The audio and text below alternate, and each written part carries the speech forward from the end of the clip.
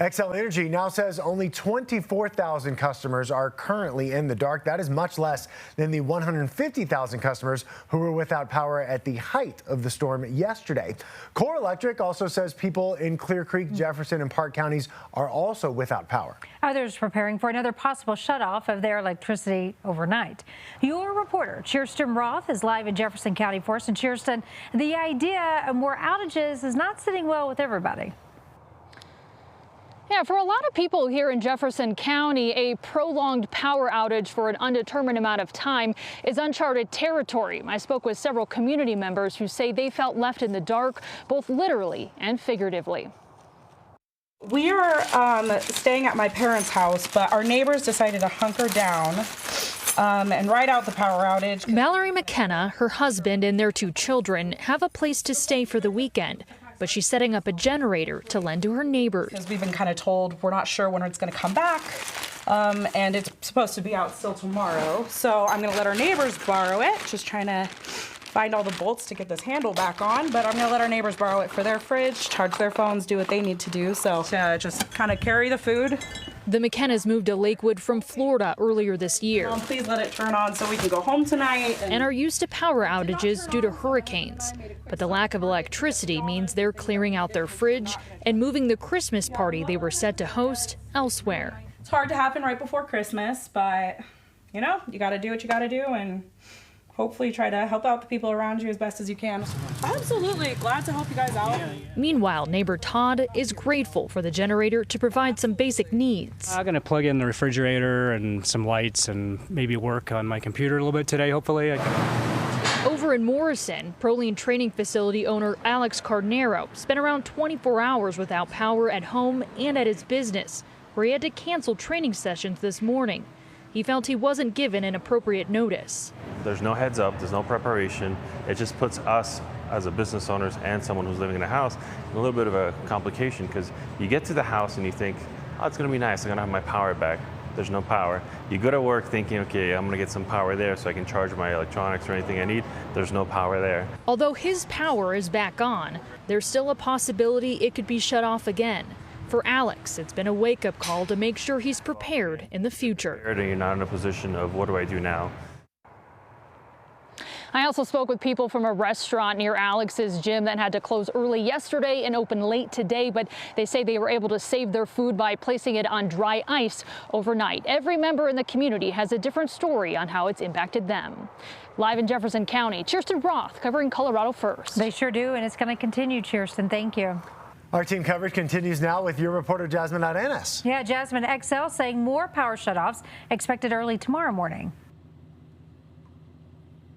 Xcel Energy says Friday's weather could delay power restoration for some customers. Some customers may experience outages for more than 3 days, even as crews work to quickly and safely restore that power. And as of this afternoon, thousands were still without power. Xcel crews continued working to re-energize lines ahead of Friday's forecast. Officials warn even stronger winds are expected on Friday. Gusts reach 116 miles per hour in some areas Wednesday, and on Friday, winds between 75 and 90 miles per hour and low humidity could trigger another public safety power shutoff starting at 5 a.m. And that shutoff could impact nearly 67,000 customers in Boulder, Clear Creek, Gilpin, Jefferson, Larimer, and Weld counties. We're expecting that we're going to need to execute another public safety power shutoff tomorrow morning. That's why we're working very diligently to get as many customers restored as possible today before we move into the next event on Friday. Good. Now weather conditions are expected to improve by Friday at 6 p.m. Now that does not mean that power will be back on by 6 p.m. on Friday.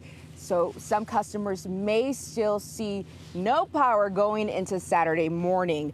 And of course, Xcel Energy also warns us and tells us that they are partnering with American Red Cross to open resource centers for customers impacted by the severe wind event. I'm live in Golden, Jasmine Arenas covering Colorado First. All right, Jasmine, thank you. In our high country, Gilpin County was also hit hard by that wind. People telling your reporter in the mountains, Spencer Wilson, they slept under multiple blankets just to keep warm because they didn't have electricity. Spencer stopped by a high school now serving as a shelter. In a smaller community like Gilpin County, heat, power, and even water are some of the main reasons people are coming into the shelter. It's a cold, bitter environment out here, and this is a safe place for them to get some rest and charge up their electronics.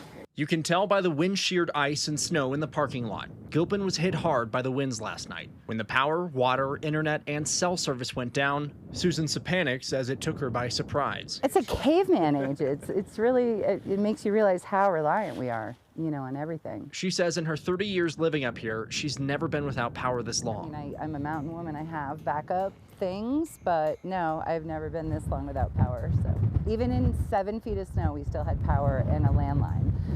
So it is strange and it's unsettling. The mountain community has faced hurricane-force winds, with the potential for more on the way. Oh my gosh, things are just like slamming around, and yeah, it's pretty crazy. It feels like your house is just gonna lift up. But the sheriff's office says you can count on your neighbors in this small community of roughly 5,600 people. They're out checking on folks with medical equipment that run on electricity in the meantime. But everybody comes together to help one another out here. I received a call this morning at 7 o'clock in the morning. A gentleman is out offering to go to Costco and pick up snacks and everything to bring up here for this. We have people donating things to help make sure that people are taken care of in our community. In Gilpin County, Spencer Wilson covering Colorado First. Spencer, thank you. Weather or breaking news, Spencer covers what's happening across our high country. So please reach out to him by emailing your reporter at cbs.com. We also got a look at some of the damage left behind in Steamboat Springs. Crews out repairing downed power lines there. Yampa Valley Electric saying its crews worked all through the night. And before that power does go out again, download the CBS News app. You'll get first alerts to the wind through our 24-hour streaming service, CBS News Colorado.